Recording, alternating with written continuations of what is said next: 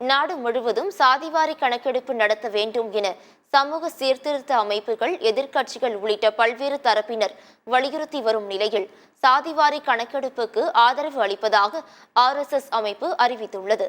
RSS சாதிவாரி கணக்கெடுப்புக்கு ஆதரவா அல்லது எதிரான நிலைப்பாட்டில் உள்ளதா என்பதை நாட்டு மக்களுக்கு தெளிவுபடுத்த வேண்டும் என்று காங்கிரஸ் தலைவர் மல்லிகார்ஜுனா கார்கே வலியுறுத்தியுள்ளார்.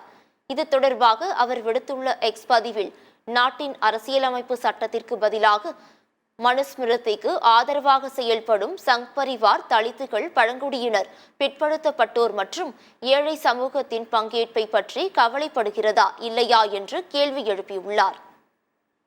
இதனிடையே கேரளாவின் பாலக்காட்டில் RSS அமைப்பின் அகில இந்திய ஒருங்கிணைப்பு கூட்டம் கடந்த 3 நாட்களாக நடைபெற்றது.